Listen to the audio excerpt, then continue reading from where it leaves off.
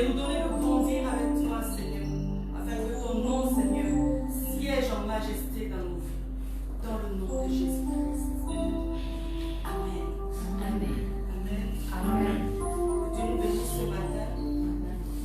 Je crois que quelqu'un allait dire Amen quand même. Amen. Personne n'aime les bénédictions. Qui n'aime pas les bénédictions? On aime les bonnes choses. Amen. Amen. Amen, c'est pour dire je suis d'accord avec. Que cela soit. Alléluia. Amen. Alors ce matin, je bénis le Seigneur pour la présence de tout un chacun. C'est une grâce de pouvoir se lever, de pouvoir contempler les merveilles de Dieu. C'est une grâce de pouvoir se lever et encore de pouvoir parler de Dieu. Amen. Amen. C'est une grâce encore de pouvoir se retrouver entre frères et sœurs. Alléluia. Amen. Vous savez que nous sommes toujours sous cette menace de Covid-19. Alléluia. Les gens sont en train de faire encore plusieurs tests pour voir comment est-ce qu'on peut continuer à vivre en guillemets normalement. Amen. Mais Dieu nous fait grâce. Dieu nous fait grâce de pouvoir nous retrouver encore. Quand cette affaire a commencé, je disais, certainement c'était un entraînement pour nous, pour se préparer à la fin des temps. Et qui sait? Amen. Et qui sait si nous serons enlevés? Nous croyons que nous serons enlevés. Mais et qui sait? Alléluia. Ces temps-là sont véritablement des moments par lesquels nous passons, qui nous donnent vraiment de pouvoir éprouver notre foi, de pouvoir faire grandir notre foi. Alors que chacun de nous puisse vraiment prendre le temps. Je ne sais pas combien de temps ça va durer, mais je sais que Dieu est avec nous. Alléluia. Amen.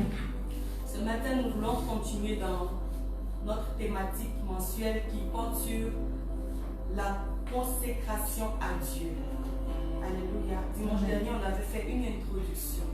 Nous avons fait une introduction pour expliquer ce que c'est que être consacré, la consécration de c'est quoi, à quel moment on parle de consécration. Amen. Et comment est-ce qu'on peut y parvenir. On avait aussi parlé des clés de la consécration. Et ce matin, nous voulons dire que mon adoration est le signe de ma consécration. Amen. Mon adoration est le signe de ma consécration. Quand on parle d'adoration, souvent on va parler de ce que nous venons de faire, chanter un cantique à l'Éternel. Chanter une mélodie douce à l'Éternel. Mais l'adoration est bien plus profonde que cette définition. L'adoration, c'est quelque chose de plus grand. Amen. On va prendre nos Bibles. Je vais t'inviter à prendre la parole de Dieu dans le livre de Jean, chapitre 4, à partir du verset 20.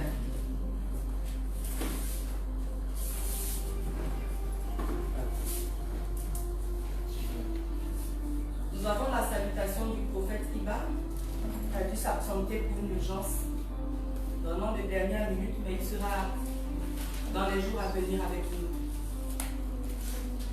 Donc je sais que de là où il est, en tout cas on communique encore jusqu'à il y a quelques instants. Ses regards sont sur le direct quelque part là-bas. Amen. Amen. Alors nous sommes à la page, dans le livre de Jean, chapitre 4, verset 20. Si quelqu'un veut bien nous faire la lecture, nous honorer d'apprécier sa belle voix. Jean 4, 20. Nos pères ont adoré sur cette montagne. Et vous dites, vous, que le lieu où il faut adorer est à Jérusalem. Amen. On peut continuer jusqu'au verset 23, 24.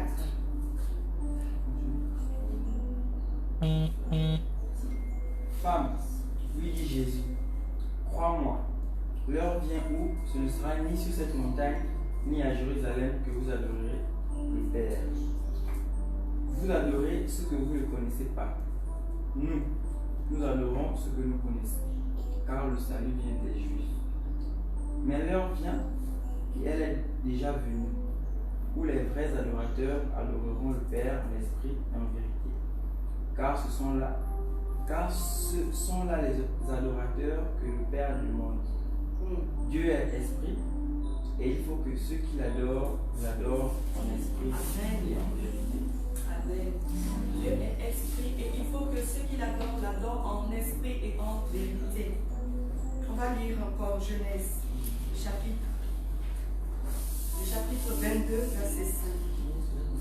Genèse 22, verset 5.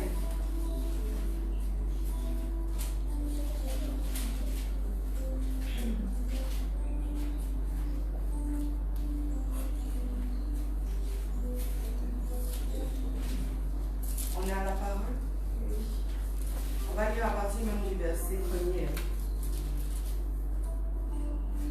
Genèse 22. Après ces choses, Dieu mit Abraham à l'épreuve et lui dit, Abraham, et il répondit, me voici. Dieu dit, prends ton fils, ton unique, celui que tu aimes, Isaac, va-t'en au pays de Moria, et là, offre-le en holocauste sur l'une des montagnes que je te dirai. Au verset 3, Abraham se leva de bon matin, sella son âne et prit avec lui 2 serviteurs et son fils Isaac. Il fondit le bois pour l'holocauste et partit pour aller au lieu que Dieu lui avait dit. Le 3e jour, Abraham, levant les yeux, vit le lieu de loin. Verset 5 dit, et Abraham dit à ses serviteurs, restez ici avec l'âne. Moi et le jeune homme, nous irons jusque-là pour adorer et nous reviendrons après auprès de vous. Amen. Amen. Alors ici nous avons 2 références qui nous parlent de l'adoration. Et dans le Nouveau Testament, dans le livre de Jean, il avait été dit que l'heure vient où les vrais adorateurs adoreront le Père en esprit et en vérité. Alors on se demande c'est quoi l'adoration. On voit aussi l'exemple ici de Abraham qui a pris son fils pour aller l'offrir en sacrifice à Dieu et il dit, moi et le jeune homme allons adorer. Alors c'est un peu étrange. Comment on peut adorer Dieu en sacrifiant son enfant? Amen. L'adoration, on parle dans l'adoration de reconnaître la valeur de Dieu, reconnaître sa place, reconnaître sa position à notre entendement, dans notre vie. Reconnaître et exprimer à Dieu notre respect, notre admiration. Quand tu regardes par exemple toutes ces choses, je ne parle pas des 4 nuits que les hommes ont fabriquées, quand tu regardes le ciel, quand tu regardes l'océan, quand tu regardes les montagnes, et tu vois que, waouh, qu'est-ce que c'est beau. Il y a un endroit ici au Sénégal, à Saint-Louis. Quelqu'un est déjà allé à Saint-Louis? Faut sortir, hein. Il ne faut pas se limiter à côté là. Il y a de jolis endroits au Sénégal. Donc, à Saint-Louis, il y a ce qu'on appelle l'embouchure. Ça existe aussi en Côte d'Ivoire, je ne sais pas, au Gabon peut-être. C'est-à-dire un endroit où la mer et le fleuve se rencontrent. Mais tu vois la limite des deux. Un côté les vagues et l'autre côté c'est tout calme. Mais le jour où j'ai vu ça, j'ai dit waouh, est-ce que c'est pas... C'est vraiment fantastique. Les scientifiques vont donner leur définition, leur explication. Mais il n'y a que Dieu capable de faire une chose aussi extraordinaire. De voir une chose agitée, ne pas rentrer dans une autre chose qui est aussi calme. Et voir cette limite. En fait, tu vois la limitation. Et c'est ça qui encore montre la puissance de Dieu. Et quand tu vois des choses pareilles, tu ne peux que faire quoi? Rendre à Dieu toute la gloire et de reconnaître qu'il n'y a que lui capable de faire cela. Les hommes sont en train de chercher à faire des choses. Cloner l'homme et quoi encore? On dit quoi? Génétiquement modifier, légumes et tout ça. Mais la Bible dit que même c'est Dieu qui a créé ces choses-là au commencement. Nous ne faisons que chercher à imiter, mais on n'arrive pas encore. Quel est le scientifique qui pourra créer l'homme et lui insuffler la vie? Ah non, ils peuvent créer des robots, des machines, intelligence artificielle, mais ils ne peuvent pas mettre en ces machines-là le souffle de vie. Amen. Donc quand tu vois cela, tu ne peux pas aller adorer un scientifique qui a juste fabriqué, essayer d'imiter l'homme, hein, de créer à sa manière. Il va toujours manquer quelque chose. Et cette quelque chose-là, il n'y a que Dieu qui peut l'insérer. Alléluia. Nous voulons beaucoup adorer Dieu, mais on se dit peut-être qu'on ne sait pas le faire. Mais l'adoration, c'est l'expression de ce qu'il y a au fond de toi. Lorsque la bouche s'ouvre maintenant, c'est pour dire que voici, j'exprime les profondeurs de mon âme. Exprimer que j'aime Dieu. Alléluia. Quand on regarde dans les définitions, on dit encore c'est manifester de la révérence, manifester de la crainte, rendre hommage, se prosterner. Quand on parle d'adoration, il y a beaucoup de manières d'adorer. Il y a le chant, il y a les paroles, il y a la manière dont tu es, ton attitude, il y a les acclamations, il y a le fait de lever les mains, il y a le fait de se prosterner, de se mettre à genoux. Alléluia. Il y a différentes manières de le faire. Mais comment est-ce qu'on peut adorer Dieu concrètement, mis à part cette attitude physique? Amen. Quand tu regardes la parole, on va regarder dans Nombre le chapitre 6. Amen. Tu vas lire tranquillement ces versets-là à la maison. Mais Nombre chapitre 6 nous parle de cet homme-là qui est mis à part pour Dieu. Amen. Un mot que peut-être vous avez déjà entendu. Quelqu'un a déjà Nombre 6? Personne. Nombre. Au tout début là-bas. Nombre 6. On est dedans? On va prendre le verset 1 jusqu'à verset 4. Nombre 6, 1 à 4. Mais à la maison, tu prends le temps de lire tout, s'il te plaît. Ça va t'éclairer sur des choses. Nombre 6, premier verset. L'Éternel parla à Moïse et dit: Parle aux enfants d'Israël, et tu leur diras, lorsqu'un homme ou une femme se séparera des autres en faisant vœu, le Naziréa. Regarde même comment tu as prononcé le mot. Est-ce que vous avez vu? Il était lui-même choqué de lire ce mot-là. Ça existe ou ça n'existe pas? Pour se consacrer à l'Éternel, il s'abstiendra de vin et de poisson. S'enivrant, il ne boira ni de vinaigre fait avec du vin, ni du vinaigre fait avec le poisson. Enivrante. Il ne boira d'aucune liqueur tirée des raisins. Il ne mangera point de raisin frais ni de raisin sec. Verset 4.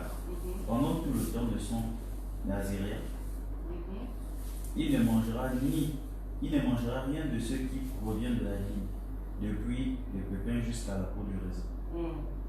C'était le verset 4. Amen. Amen, amen. Amen. On a appris un nouveau mot ce matin. Il faut souligner ça, pardon. Mais tu vas lire aussi, parfois on dit le naziréen. Naziréa, naziréen. Et souvent, quand tu vas chercher, on va dire c'est ceux qui viennent aussi de Nazareth. Vous voyez? Et en référence à qui? À Jésus. Amen. Pour dire que le Nazaréen, le Naziréa, est une personne qui est mise à part pour Dieu.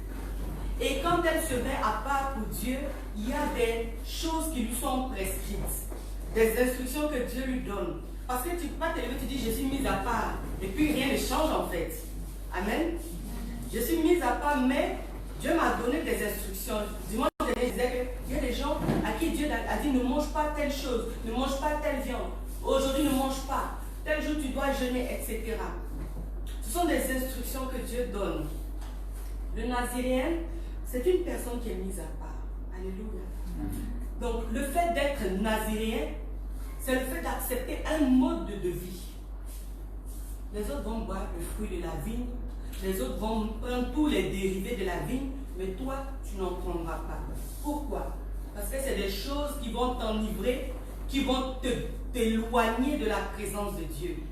Parce que ça veut dire que tu n'es plus maître de toi, tu n'as plus complètement ta conscience, et donc quand tu n'as plus ta conscience, le Saint-Esprit va te parler, mais tu es ailleurs.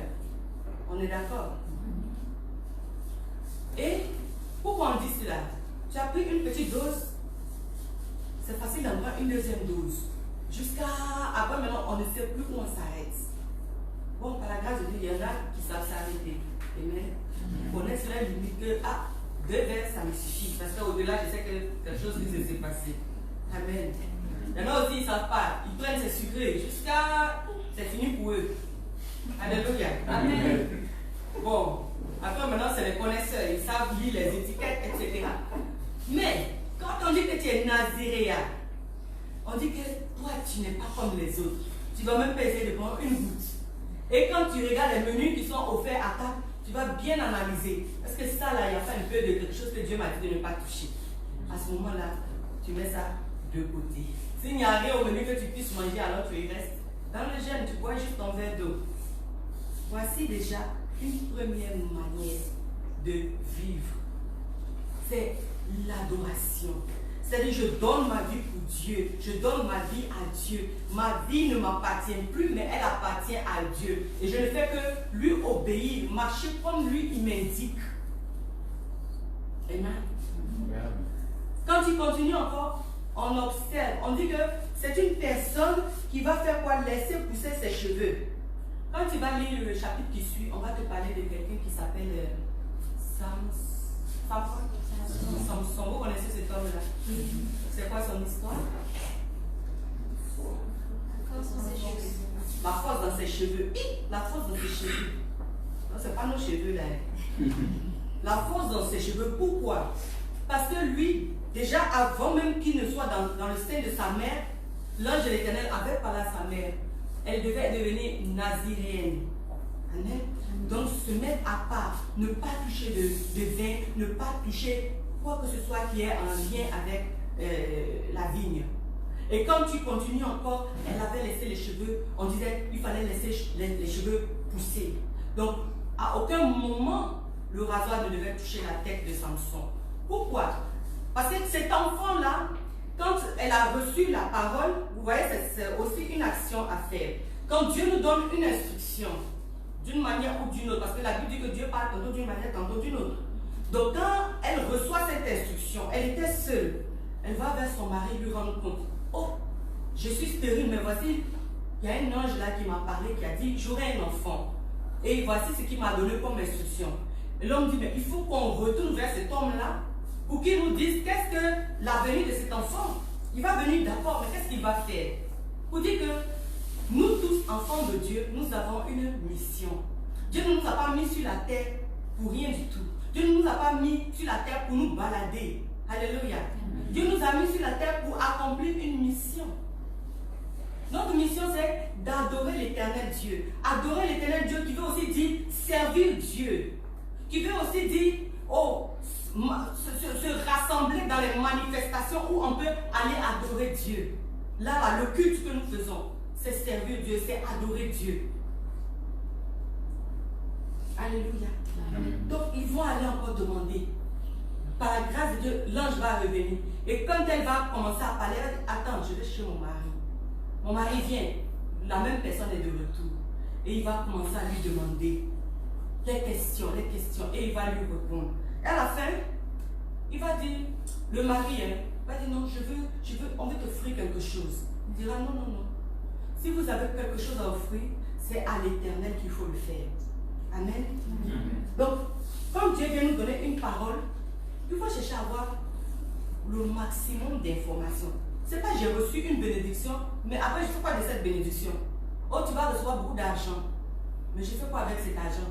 C'est pour aller manger au KFC, c'est pour aller payer les sacs à main, c'est pour aller payer les chaussures, mais c'est pour faire quoi? Et Dieu va te donner l'instruction de savoir, voici ce que tu dois faire avec cet argent-là.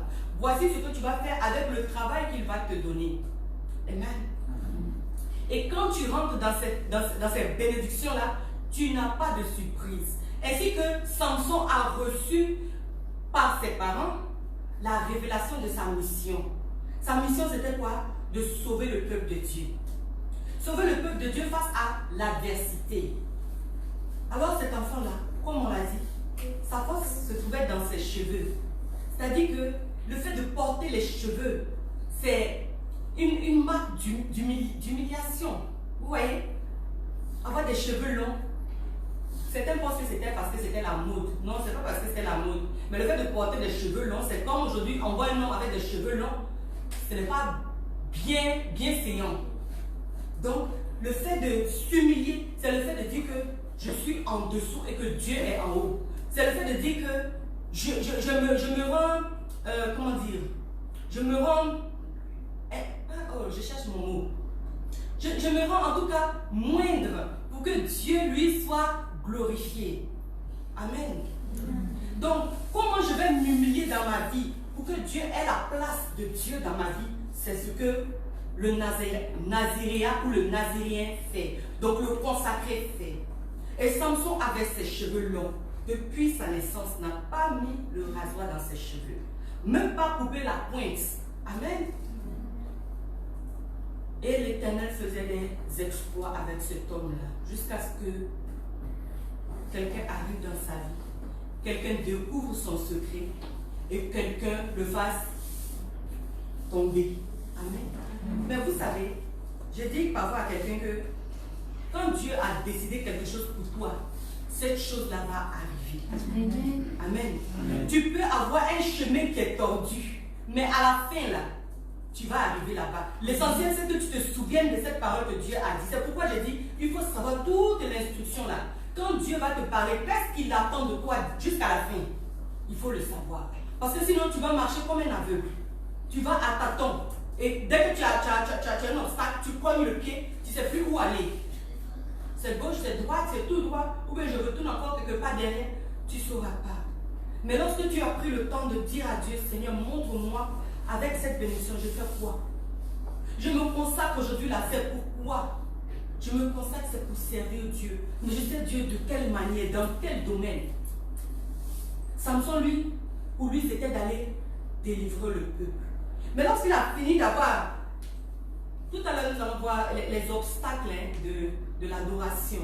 Mais lorsqu'il a fini de savoir qu'est-ce qu'il avait à faire dans le monde là, c'est-à-dire aller avec les femmes qui ne sont pas de chez lui, parce que ça aussi ça lui était interdit, il a pris une femme étrangère. C'est pour ça que ces choses-là lui sont arrivées. C'est pourquoi encore la Bible nous enseigne que l'homme et la femme, quand vous voulez chercher votre compagnon là, cherchez ça dans la maison. N'allez pas chercher ça au dehors. Parce que quand tu vas aller au dehors là, la personne ne sait pas quel est toi ton vœu de naziréat. Elle va t'éloigner de ton objectif, de ta mission. Mais lorsque tu as trouvé la personne dans la maison, c'est plus facile. On ne dit pas que c'est facile, hein. Il y a des difficultés, mais c'est plus facile que d'aller au dehors. Parce que vous avez déjà la même manière de voir, la même croyance. Donc quand Samson a fini d'être capturé, et on l'a mis en prison, il est devenu aveugle. Alléluia. Il n'avait plus de force parce que ses cheveux ont été rasés. Oh, c'est là maintenant que tu vas méditer. Oh là là, si je savais. Oh là là, pourquoi? Mais hélas, c'est déjà quand même arrivé. Mais le plus important, en fait, toi qui reçois la parole, tu connais comment Dieu va faire. Même si sur le chemin tu es tombé, tu sais comment Dieu va faire pour que la chose là arrive. Mais celui qui vient, donc, excusez-moi, l'ennemi qui vient pour te dérouter n'a pas toutes les informations. Le diable, il n'a qu'une portion de l'information. Mais parfois, quand tu ne sais pas avoir cette intimité avec Dieu, il te fait croire que lui, il détient toute l'information. Mais Dalila, elle a fini de faire ce qu'elle avait envie. Elle a rasé les cheveux, elle a appelé ses frères et tout. Ils ont attrapé Samson. Mais elle ne savait pas que si jamais les cheveux repoussaient, il réobtiendrait sa force. Amen. Et pendant tout ce temps, jusqu'à ce qu'un peu de cheveux commence à sortir, la force de Samson est revenue. Et avec cette force, la Bible dit qu'ils ont voulu encore l'humilier. Mais il s'est souvenu de sa mission. Et il a ébranlé les murs. Les gens sont morts. N'a-t-il pas accompli sa mission? Il a accompli sa mission au prix de sa vie, mais il a accompli sa mission. Il a accompli sa mission avec douleur parce qu'il n'a pas regardé tout droit. Il a regardé à gauche et à droite. Il a été distrait. Mais par la grâce de Dieu, il est revenu pour continuer sa mission. Amen. On parle donc de l'adoration comme un mode de vie. Le mode de vie qui fait que tu te mets à part pour devenir une personne complètement, qui appartient complètement à Dieu. Amen. Une personne qui est séparée. Une personne qui s'abstient. On ne dit pas que c'est mauvais, mais tu t'abstiens de certaines choses. L'adoration, c'est une attitude. Quand je dis une attitude et un mode de vie, ta manière de vivre n'est plus la même que celle qu'elle était hier. Quand tu regardes les enfants de Dieu, on ne va pas lire cette référence-là, mais on parle de lorsqu'ils sont sortis de l'Égypte et qu'ils sont allés dans le désert, jusqu'à aller à Canaan. La manière de vivre a changé. On n'est plus dans nos maisons, on n'est plus avec nos bétails, on n'a plus nos habitudes, mais on apprend maintenant à compter au jour le jour sur Dieu. Est-ce qu'aujourd'hui Dieu va nous donner la manne? Est-ce qu'il va nous donner les cailles? C'est ce à quoi nous nous attendons. Alléluia. L'adoration peut se manifester, comme j'ai dit tout à l'heure aussi, par le fait de participer au rassemblement, participer au culte. Participer est différent de venir. Ou bien encore, quel autre mot? Assister. Merci. Participer veut dire que je m'implique dans la chose. Moi aussi, je fais que le culte là va vivre. Ou on dit, le modérateur ou bien le groupe musical va dire, faisons comme si. Moi aussi, je fais la chose. C'est-à-dire que je ne suis pas spectateur, je suis aussi acteur. Je fais que les choses se font. Alléluia. Je manifeste aussi. Amen. Quand tu prends l'exemple encore du mode de vie, on dit, c'est dans Romains 9.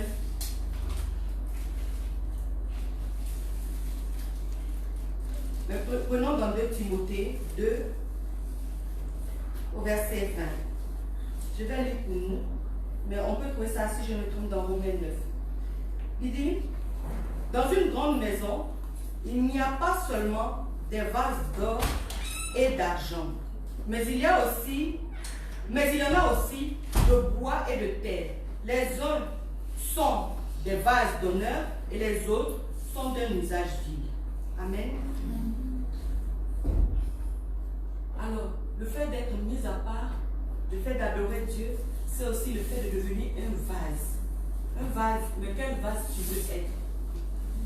Si normalement je me mets à part pour l'éternel Dieu, je me mets à part pour adorer Dieu, c'est pour devenir un vase d'honneur, un vase d'or ou d'argent. Amen. Mais quand je prends ma vie comme une vie qui est comme toutes les autres vies, à ce moment-là, je ne peux pas être utile au Seigneur. Amen.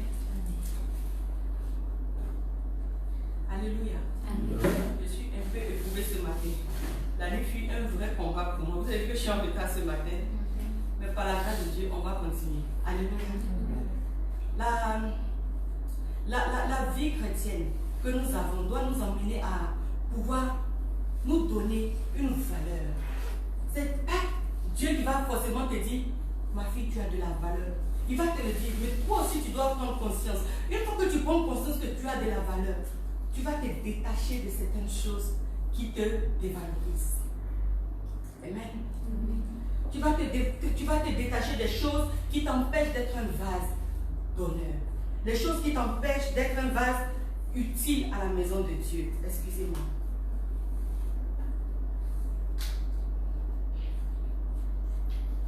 Donc nous avons besoin de pouvoir devenir des vases d'honneur, des vases utiles à l'Éternel. Et donc l'adoration est le moyen qui nous donne d'y parvenir. Plus tu vas embellir ton intérieur, amen, plus tu vas embellir ta vie, plus l'Esprit de Dieu va venir habiter avec toi. Alléluia. Je lisais donc 2 Timothée 2, 20. Dans une grande maison, il n'y a pas seulement des vases d'or et des vases d'argent, mais il y a aussi des vases de bois et de terre. Alléluia. Et les uns sont des vases d'honneur et les autres sont d'un usage vil. Amen. Amen. Permettez que je puisse m'installer comme vous. Amen. Pardon.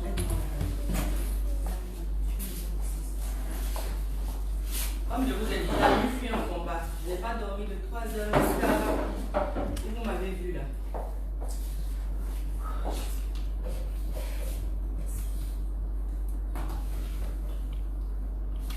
Gloire à Dieu. Merci. Donc, on continue par la grâce de Dieu.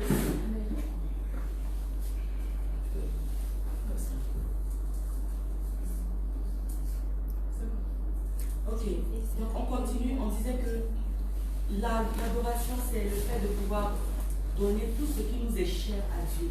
Quand tu prends le livre de Genèse que nous avons lu tout à l'heure, on a vu que notre bien-aimé Abraham était prêt à donner son fils unique, qui est Isaac. Il a dit, nous allons adorer Dieu. Ce n'est pas que l'adoration, tu vas et puis tu élèves la voix, mais c'est aussi le fait que tu déclares à Dieu et tu donnes à Dieu ce que tu as de plus cher. Alléluia. Nous allons passer rapidement sur les obstacles de l'adoration. Qu'est-ce qui peut nous empêcher d'adorer Dieu? Ce qui peut nous empêcher d'adorer Dieu, c'est de pouvoir ne pas avoir une vie de sanctification. C'est le fait de ne pas pouvoir avoir un état d'esprit disposé. Donc, les obstacles sont l'orgueil, par exemple. Le fait de ne pas dire que ce que tu as, c'est Dieu qui te le donne. Alléluia. C'est une manière de ne pas adorer Dieu. C'est une manière de dire que par moi je peux toutes choses, alors que ce n'est pas le cas. C'est par Dieu que nous pouvons toutes choses. Amen. Alléluia. Nous devons adorer Dieu par notre vie, par nos biens, par nos relations, par nos affaires personnelles, notre matériel. Alléluia. Mais ce qui va encore venir nous empêcher de pouvoir le faire, c'est peut-être l'amour du monde. C'est-à-dire que nous voulons avoir les mêmes choses que les autres. Nous voulons vivre la même chose que les autres. Ça, c'est un obstacle pour nous. On ne peut pas avoir la vie avec Dieu et la vie avec le monde. Ce n'est pas possible. Donc l'esprit mondain, vouloir vivre la même vie que le monde, ça ne peut pas se faire. Alléluia. Il y a aussi l'esprit de religiosité, la tradition. Oh, aujourd'hui, si on vient adorer, on doit s'habiller comme ça. On doit se coiffer comme ça. Alléluia. Et ça fait qu'il y a des blocages en nous qui nous empêchent de pouvoir exprimer notre amour à Dieu. Amen. Il y a aussi ce qu'on appelle l'oppression. Là, c'est au niveau spirituel. Les autres aussi ont un impact spirituel, mais quand on parle d'oppression, on parle de l'influence satanique. C'est-à-dire des esprits qui viennent te perturber, des esprits qui viennent t'éloigner de Dieu, qui ne te permettent pas de pouvoir entrer en connexion avec Dieu. Amen. Donc voici un peu ce matin ce que nous voudrions partager sur ce que c'est que l'adoration. Donc je veux t'inviter véritablement à avoir une vie d'adoration parce que c'est en adorant que tu pourras servir Dieu. Adorer Dieu, c'est aussi pouvoir manifester le service à l'Éternel. Amen. Amen. Certains vont dire que moi j'adore déjà Dieu, mais je veux que tu véritablement rentres dans ta vie. Comme on a dit, regarde l'exemple de Genèse avec Abraham et Isaac. Est-ce que tu es prêt à donner ce que tu as de plus cher à Dieu? Et tu observes dans ta vie, qu'est-ce que tu as de plus cher? Qu'est-ce que c'est? C'est du matériel? C'est du financier? C'est une personne? Il y avait un couple que je suivais à l'époque et le couple avait comment dirais-je, des problèmes de foyer.